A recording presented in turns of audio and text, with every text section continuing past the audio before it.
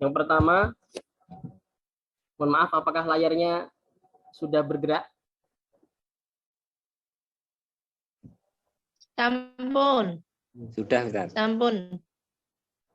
Bismillahirrahmanirrahim. Allah Subhanahu wa taala berfirman di dalam surat As-Saff ini, a'udzubillahi minasyaitonirrajim. Bismillahirrahmanirrahim. Sabbahalillahi ma fis samawati wa ma wal azizul hakim.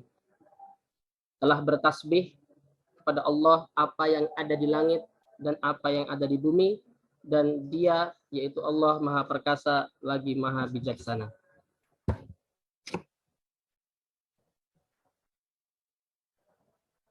Bentar, saya lanjutkan slide yang kedua.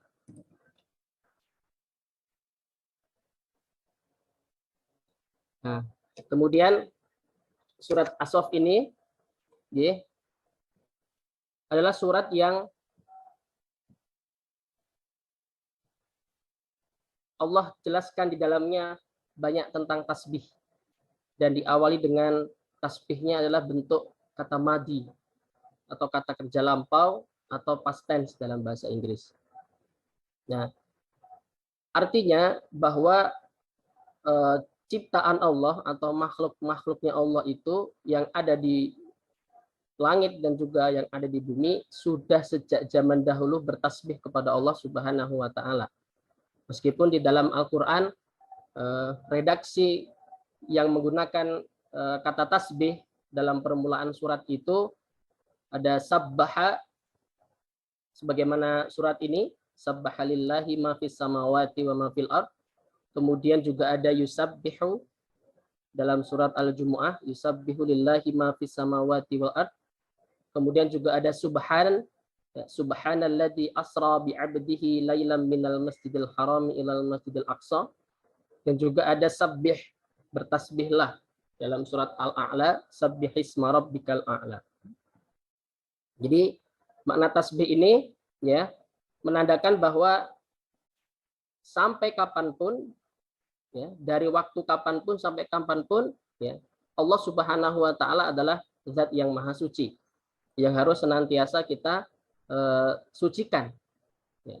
Maka surat ini, ya, diawali dengan kata sabbaha, meskipun sudah lampau makhluk-makhluknya Allah. Nanti kita akan bahas siapa saja yang bertasbih di alam semesta ini, nanti kita akan bahas. Tapi indikasinya itu berlaku sepanjang waktu dan sangat melekat pada zat Allah Subhanahu wa taala. Maka kita teringat terkait tentang tasbih ini, sebenarnya apa makna tasbih? Tasbih maknanya adalah mensucikan Allah dari segala kekurangan dan dari segala aib dalam sifatnya Allah. Kemudian dalam segala perbuatannya, karena Allah maha sempurna dalam segalanya, dalam sifatnya maupun dalam perbuatannya. Semuanya dibangun di atas hikmah yang sempurna. Maka kita juga bisa mendawamkan atau membiasakan, mengistiqomahkan tasbih ini. Makhluk Allah yang lain tasbih, kita pun juga diajari oleh Kanjeng Nabi Muhammad, kalimatani khafifatani fil lisani taqilatani fil mizan. Ada dua kalimat yang sangat ringan diucapin dalam lisan, kemudian itu dicintai oleh Allah, bahkan ringan diucap tetapi berat dalam timbangan, yaitu subhanallahi wa bihamdi subhanallahil azim. Subhanallahi wa bihamdi subhanallahil azim. Kemudian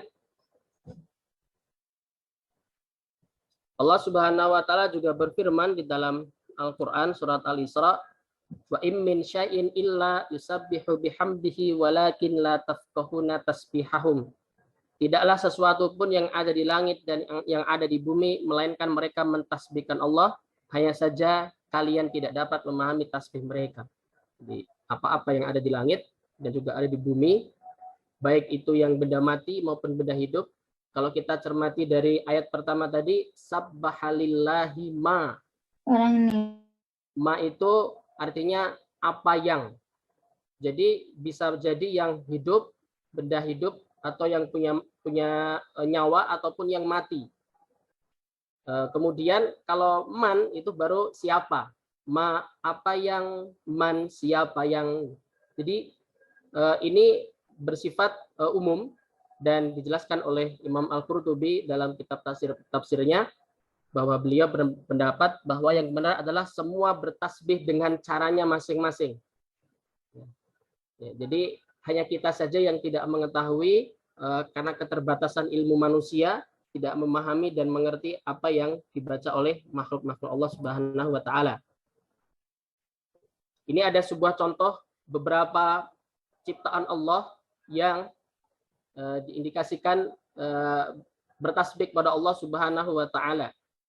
Uhudun jabal yuhibbuna wa nuhibbuhu. Ini adalah gunung Uhud, gunung yang kami cintai dan ia pun mencintai kami. Taubi ya hajar, pakaianku wahai batu. Ini adalah kisah Nabi Musa. Nanti akan kita ceritakan di pertengahan, ada cerita juga tentang Taubi ya hajar, pakaianku wahai batu. Karena ini juga masuk di ayat di surat ini juga. Kemudian juga ada kisah lain adalah batang kurma yang ditinggalkan oleh Nabi Muhammad SAW, dan batang ini menangis terisak-isak karena ditinggalkan oleh beliau, dan tangisannya pun dengan izin Allah terdengar oleh para sahabat. Kemudian juga ada sebuah batu yang memberikan salam kepada Kanjeng Nabi Muhammad SAW ketika berada di Mekah. Ini la a'rifu hajaran bi Makkah karena yusallimu alayya qabla an ub'atsa inni la a'rifuhu al-an.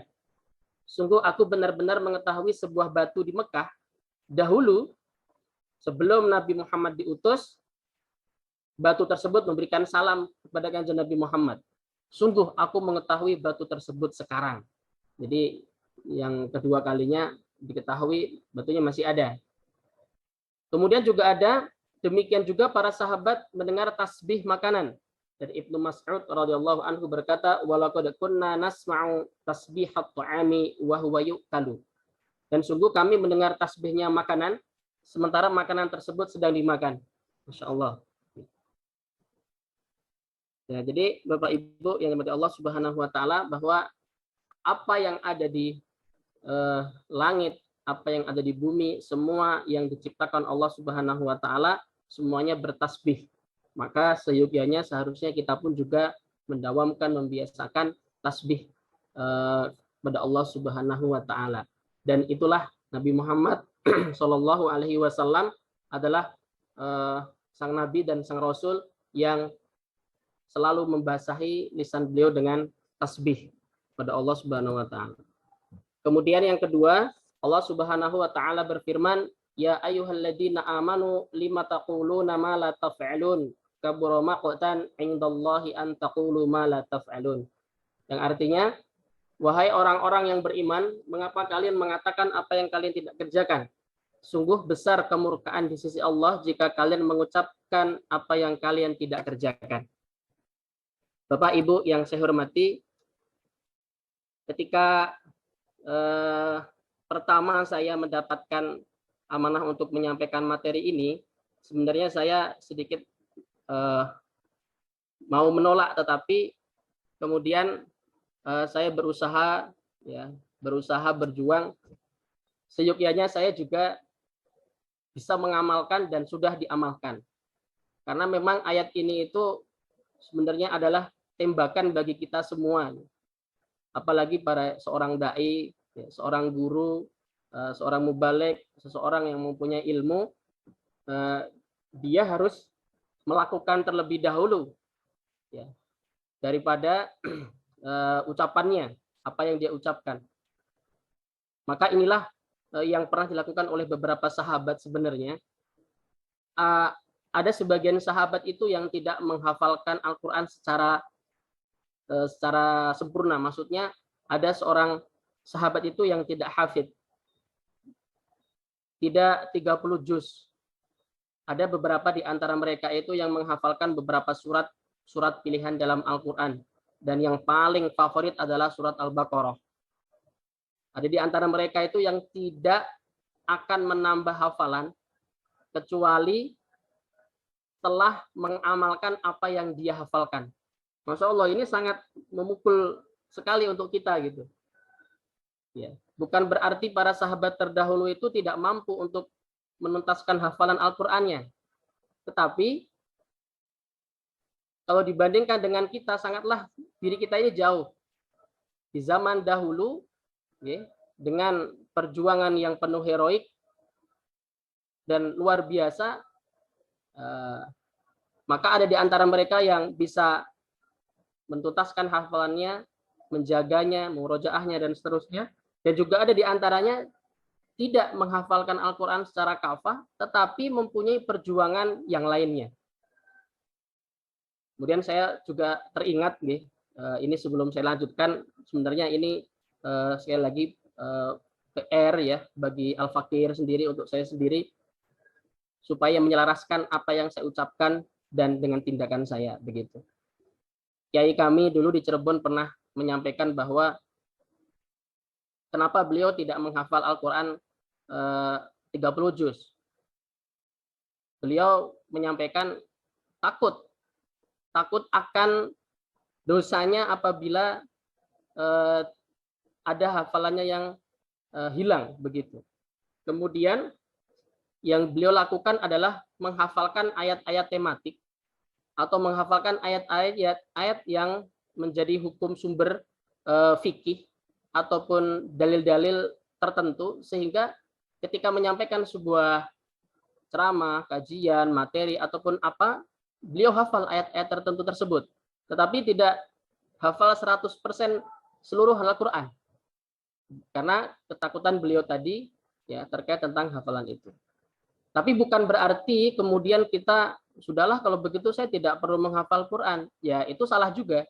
Padahal kita sudah mengetahui fadilah, keutamaan ahlullah wa khassatuh, yaitu para penghafal Quran. Mudah-mudahan kita pun juga diberikan kemudahan dan juga diberikan taufik dan hidayah Allah Subhanahu wa taala untuk mencintai Al-Qur'an, yaitu dengan menghafalnya, membacanya, mentadaburinya ataupun mengamalkan kandungan-kandungan isinya. Bapak Ibu yang dirahmati Allah Subhanahu wa taala, asbabun nuzul ayat ini ringkasnya ini sudah ada dalam hadis ringkasnya bahwa dulu ada orang-orang yang menginginkan sebuah amalan apa yang paling terbaik itu. Ayu a'malin atau ayu amalin ahabbu ilallah. Yang pertama yaitu as-sholatu ala waktiha, kemudian birrul walidain, dan juga al-jihadu fisabilillah.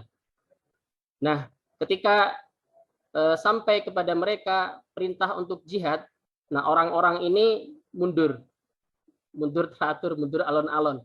Padahal mereka meminta ya meminta sebuah amalan yang kiranya paling dicintai Allah Subhanahu wa taala dan mereka akan melakukan, tetapi mereka ketika diturunkan surat ini, surat As-Saff ini, mereka berpaling, tidak mau mengerjakan.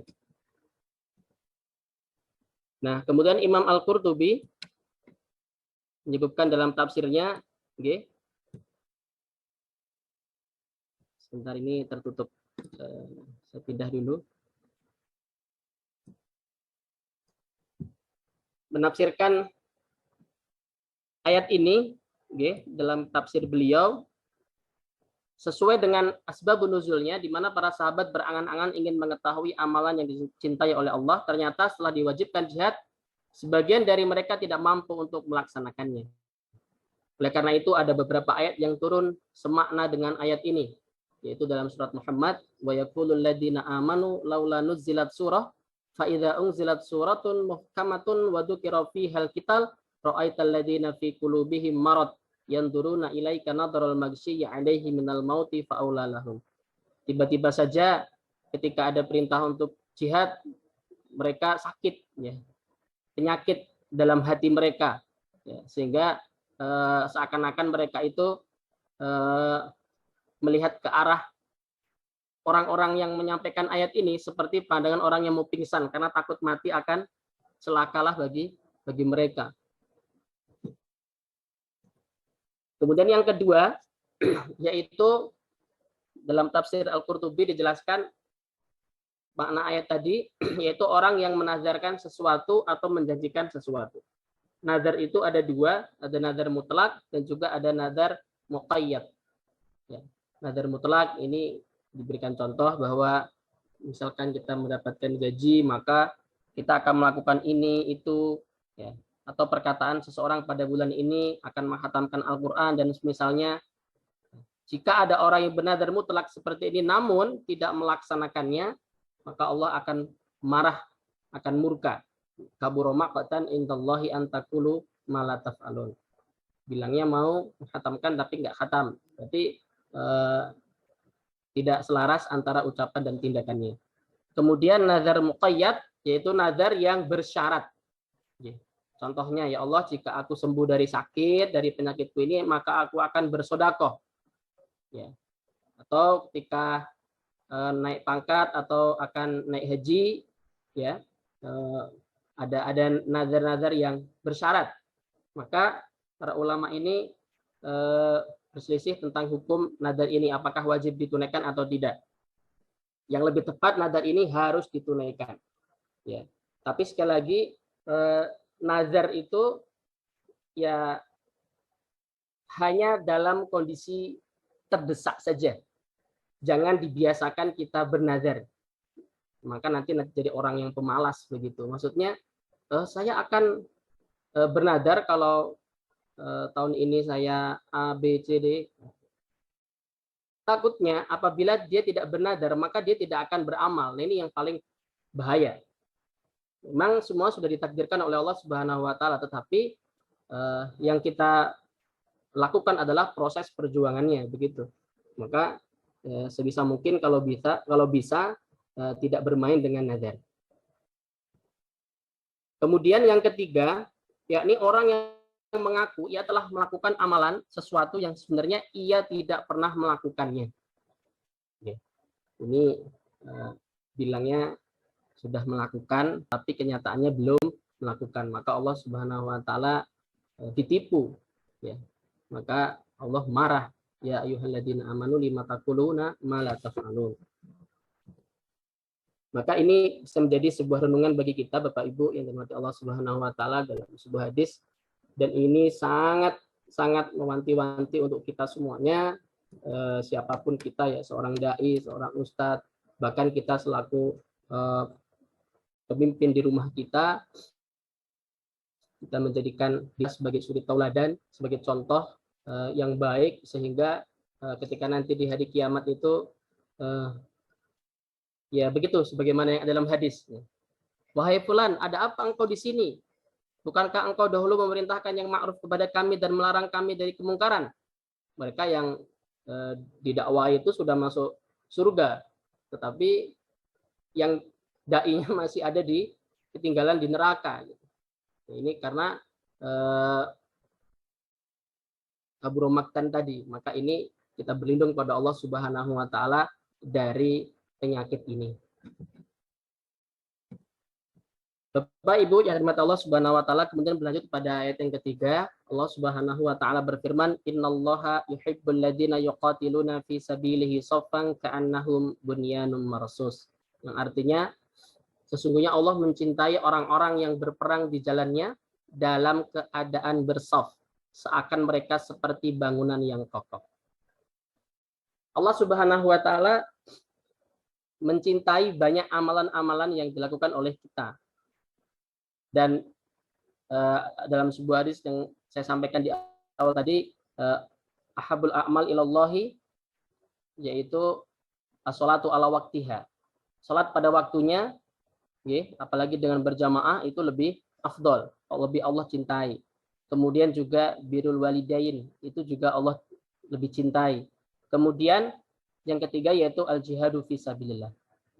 Di sini, di ayat ini dalam surat Sof ini sebenarnya sudah jelas sekali, yuqatiluna fi sabilillah atau fi sabilihi.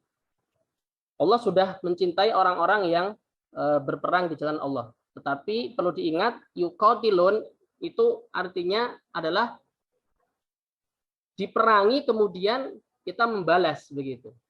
Karena orang Islam, umat Islam diajari oleh Kanjeng Nabi Muhammad itu kita tidak akan mencubit terlebih dahulu kecuali kalau kita memang dicubit begitu.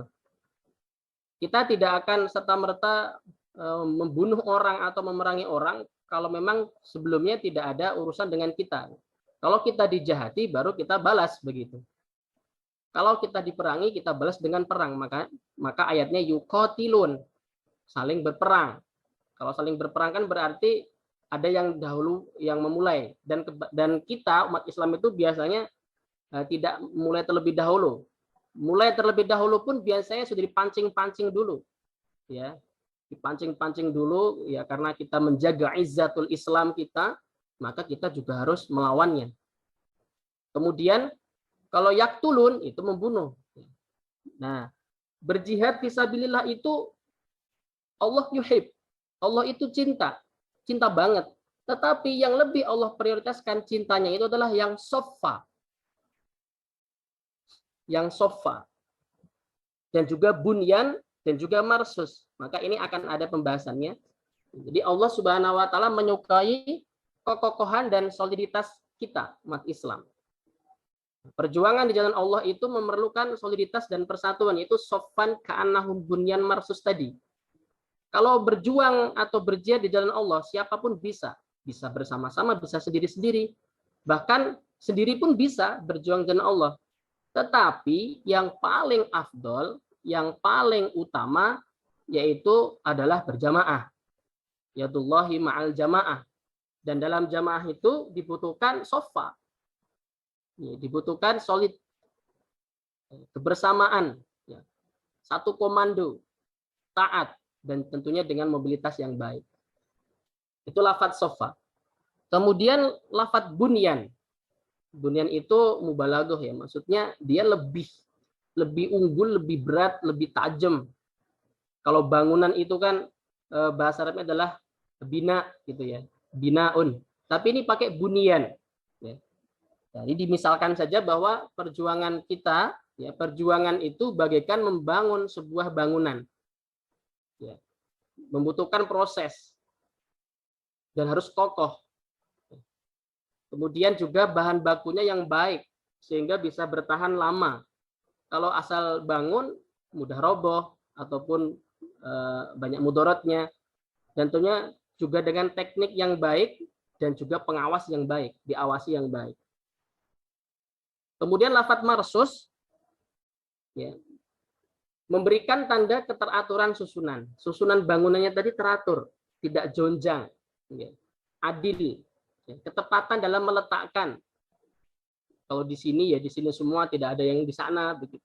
Sama seperti sholat itu kan rapi, ya, soft, rapi, lurus, sawu, sufufakum, istawu, ya, satu komando, imam yang memandoin, dan taat harus sama imamnya, rapi, solid, ketika Allahu Akbar, takbir, takbiratul ihram semua, ketika sujud semua. Bahkan tidak ada yang boleh mendahului, saking harusnya taat. Ya. Kemudian juga ketepatan dalam meletakkan sehingga berpengaruh pada hasil yang benar-benar kokoh dan kuat. Berarti berdekatan dan erat yang saling bercengkraman satu sama lainnya. Dan ini yang dibutuhkan dari tafsir surat As-Saff, sebagaimana namanya adalah soft, yaitu soft itu tadi, maka semoga Allah Subhanahu wa taala memberikan kekuatan kepada kita untuk menyatukan kekokohan dan soliditas umat Islam ini. Bapak Ibu yang dirahmati Allah Subhanahu wa taala, kemudian kita lanjutkan pada ayat yang berikutnya. Allah berfirman, wa id qala Musa liqaumihi ya qaumi lima tu'dzunani wa qad ta'lamuna anni rasulullahi ilaikum falamma zagu azagallahu qulubahum wallahu la yahdil qaumal fasikin. Yang artinya, dan ingatlah tatkala Musa berkata kepada kaumnya, wahai kaumku, mengapa kalian menyakitiku? Sedangkan kalian sungguh telah mengetahui bahwasanya aku adalah Rasul Allah kepada kalian. Maka ketika mereka menyimpang, Allah biarkan hati mereka menyimpang. Allah tidak memberi petunjuk kepada kaum fasik. Ini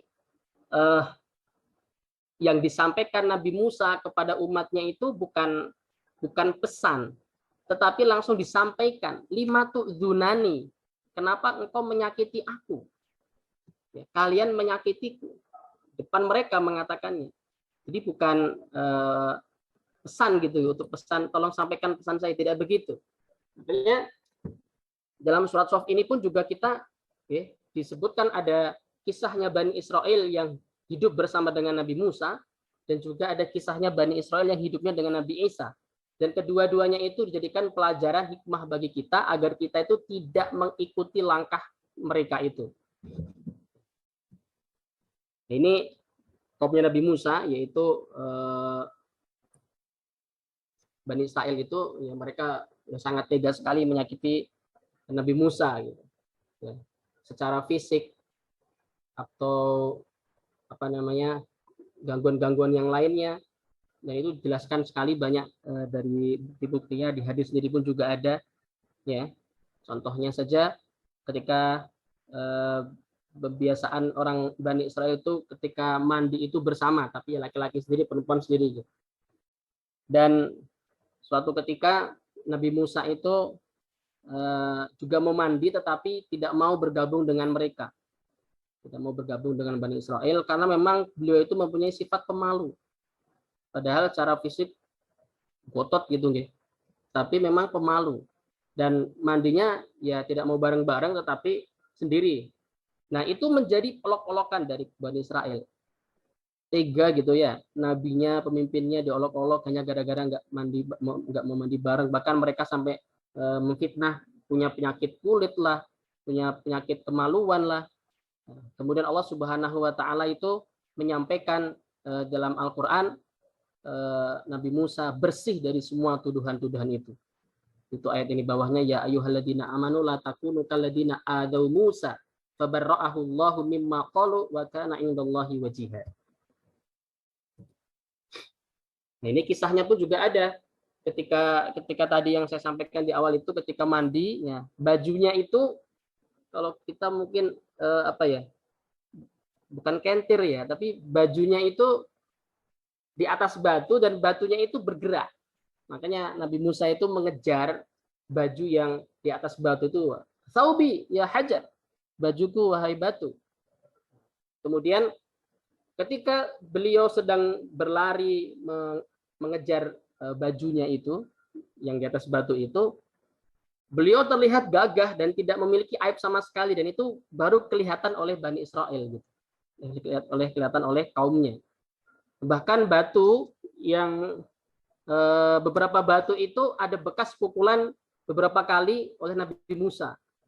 Masya Allah ya, mungkin gimana batunya ya, bekas pukulannya. Jadi Allah bebaskan tuduhan-tuduhan itu, fabarra'ahullahu mimma qalu. Kemudian juga Nabi Musa gak habis-habisnya disakiti oleh kaumnya ketika Nabi Musa beserta dengan kaumnya itu dikejar oleh Firaun dan bala tentaranya sampai ke tepian Laut Merah. Kaumnya ini sampai sempat-sempatnya ngomong, innalamudrakun, sesungguhnya kita akan tertangkap.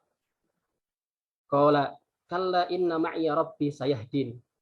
Ditenangkan oleh Nabi Musa, sekali-kali tidak, sesungguhnya bersamaku ada Rabbku yang akan memberi petunjuk kepadaku. Jadi tidak yakin dengan pemimpinnya gitu. Kemudian juga yang lebih nakalnya lagi, kaumnya Nabi Musa ini ketika diajak untuk berperang, diajak untuk berjihad, ini malah mengatakan fadhab anta wa rabbuka faqatila inna hahuna qaidun. Ini gledis banget gitu. Dah, jenengan aja sana sing pergi dengan Tuhanmu dan silakan faqatila, kalian berdua bertempur. Kami di sini tengah-tengah aja. Ini memang betul-betul kaum gledis banget gitu. Kurang ajar. Naudzubillah. Maka ini jadikan pelajaran bagi kita kaum muslimin agar tidak seperti itu, menyakiti pemimpinnya, menyakiti nabinya. Nah, itu kisah Bani Israel dan juga Nabi Musa. Kemudian yang terakhir, yang kelima, ayatnya sih ayat yang ke-6, tapi ini pembahasan yang kelima. Allah Subhanahu wa taala berfirman, wa idqala Isa ibnu Maryam ya bani Israil inni rasulullah ilaikum musaddiqan lima baina yadayya minat taurati wa mubasysyiran bi rasulin ya'ti min ba'di ismuhu Ahmad. Falamma ja'ahum bil bayyinati qalu hadza sihrun mubin. Kita langsung kepada penjelasan. Nabi Isa pun juga sama, hidup ya, tapi nabi terakhir dari golongan Bani Israel, karena setelah beliau adalah Nabi Muhammad SAW. Dan orang-orang Yahudi ini kaget gitu, ketika Nabi yang diutus kepada mereka yaitu Nabi Isa diajak berperang, sebagaimana dulu Nabi Daud diajak untuk membuat sebuah kerajaan untuk mengalahkan bangsa Romawi, tapi Nabi Isa ini tidak sedia. Karena Nabi Isa itu dijelaskan dalam sini, orangnya lemah lembut, kemudian mengajarkan tauhid dan akhlak yang mulia, bahkan saking begitunya, tidak mau menimbulkan sebuah peperangan sampai beliau dituduh sebagai anak zina. Naudzubillah min dzalik. Padahal kitab Taurat yang terdahulu itu telah menjelaskan tentang adanya kenabian Nabi Isa alaihissalam. Dan kehadiran Nabi Isa selain sebagai mengukuhkan kenabian beliau, juga mengukuhkan apa yang ada dalam isi Taurat. Allah Subhanahu wa taala juga melanjutkan wa mubasysyiran bi rasulin ya'ti min ba'dihi ismuhu Ahmad. Dan sebagai pemberi kabar gembira akan adanya seorang rasul yang datang setelahku yang bernama Ahmad. Maka jika dia falamma ja'ahum bil bayyinati qalu hadza sihrun mubin. Jadi kisahnya sama. Ketika Nabi terakhir yaitu Nabi Muhammad nanti datang setelah tiba itu, kaumnya atau umatnya juga mendustakannya. Kaumnya juga mendustakannya, sama seperti Nabi Isa dan juga Nabi Musa. Jadi Bapak Ibu yang dimuliakan Allah Subhanahu wa taala, mari kita jadikan sebagai pelajaran umat-umat terdahulu ini agar kita tidak dimurkai Allah Subhanahu wa taala akibat kita membenci bahkan mencaci nabi kita. Nah, kemudian kenapa ada namanya Ahmad bukan Muhammad di dalam ayat ini? Nah, ini karena dijelaskan dalam sebuah hadis bahwa Rasulullah mempunyai nama, li khamsatu asma. Aku memiliki 5 nama. Ana Muhammad wa Ahmad wa anal mahi alladhi yamhullahu bihil kufr wa anal hasirul ladzi yuhsyarun nasu ala qadami wa anal aqib. Aku adalah Muhammad dan Ahmad, dan aku adalah Al-Mahi yang Allah menghapuskan kekufuran dengan keberadaanku, dan aku adalah Al-Hasyir yang manusia dikumpulkan di bawah kakiku, dan aku adalah Al-Aqib, Nabi terakhir. Hadis riwayat Bukhari. Kemudian kita juga sampaikan kenapa kok dinamakan Ahmad dan juga kenapa bukan Muhammad, karena Ahmad itu beliau adalah manusia yang paling banyak memuji Allah. Ahmada, paling banyak memuji.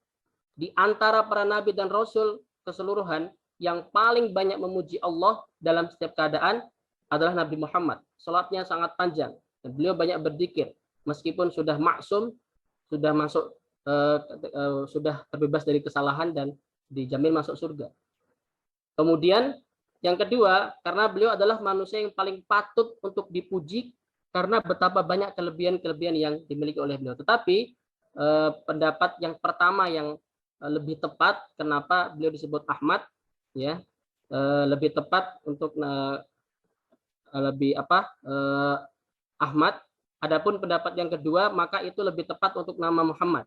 Muhammad karena beliau memiliki amat banyak kelebihan-kelebihan yang setiap kelebihan tersebut menjadikan beliau berhak untuk dipuji. Muhammad berhak untuk dipuji, selalu mendapatkan pujian, sholawat, salam, seterusnya kita sanjungkan kepada beliau Nabi Muhammad SAW. Yang terakhir, Bapak Ibu, kita sampaikan juga bahwa selain nama-nama tadi, Kanjeng Nabi Muhammad SAW juga mempunyai nama. Ada 10 nama.